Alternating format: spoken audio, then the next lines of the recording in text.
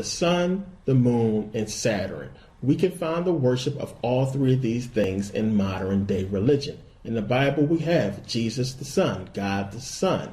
Now, in the Torah, we have, of course, the star. That star is talking about Saturn. As a matter of fact, when you look at the word Israel, a lot of you noticed already, it's just a breakdown of Isis, which would be the moon, Ra, which would be the sun, and El, which would be Saturn, just another name for Saturn. So Israel is just the worship of all three of these things. When we look at Islam, the crescent moon and the star, that's the moon, and that is Saturn. It's the worship of Saturn. It all goes back. So now when we look in the Bible, when it's talking about people worshiping false idols, they're basically talking about themselves, because they were the ones worshiping false idols. But these false idols, when you go through the research and look at some of them, they're talking about either the sun, the moon, or Saturn. So now, Acts 7:43, it says, "Yea, ye took up the tabernacle of Moloch, and the star of your god Remphion,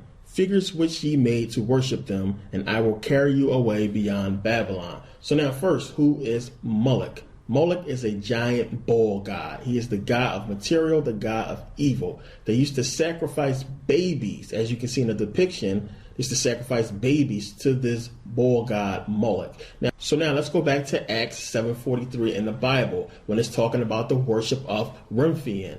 When you translate this word, it means Saturn. When you look at the Coptic Bible, the word still translates to Saturn. So here we have the Bible talking about the worship of Saturn, and it's disguised as a different word, Remphion. You got to do research. Now, when we go to Islam, we can see it plain as day, the worship of Saturn. Saturn is called the dark sun, or the black square, or the black sun and the dark square, any way you want to put it. But we can see here what's going on. They are basically worshiping Saturn. That's the cube. Now, we know at the top of Saturn is a hexagram. And from that hexagram, we can get the cube or the square. Now, they are walking around the square, symbolizing the storm that is going around the hexagram or the square of Saturn. Now, do they realize what they are doing? No, because Islam tells you not to do any research and not to basically try to prove your religion true. You have to basically have faith. But truth is truth, and obviously the religion is not based on truth. So now when we start looking at Islam, when we start looking at the logo or the symbol they have there of the crescent moon and the star. Now when you start doing research on moon mythology, you find out about Al-Elah. Now Al-Elah was a moon god. All they did was basically shorten the name to Allah. Now Al-Elah had three daughters, Al-Lat, Al-Uzza, and Manat. They were moon goddesses. Now you'll also find the worship of Hubble. Hubble was always depicted with the moon, the crescent moon. You'll also find Baal or Baal, always depicted with the moon and the star.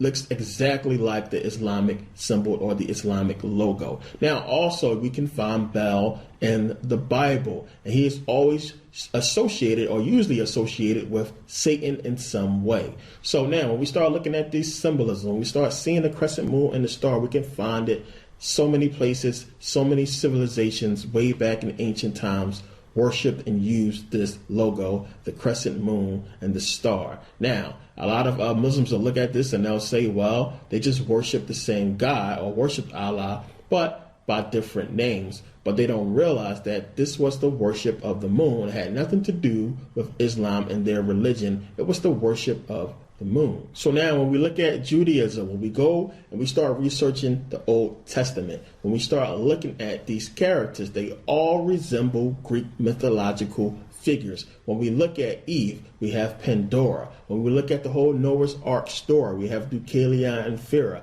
When we look at Samson, we have Hercules. When we look at God or Jesus, we have Zeus. It's the same. It's all Greek mythology. And we know 1000 BCE, we're talking about Homer wrote about these things 1000 BCE or further back, and we cannot find any Greek writings. You can't find any Hebrew writings anywhere that predates 1000 BCE that's talking about, Noah and talking about Moses and talking about what's in the Torah. You can't find anything that predates Homer's Odyssey or the Iliad. You can't find anything. So they got these things from Greek mythology, plain and simple. Now, you have to realize Greek mythology, the Old Testament, Judaism.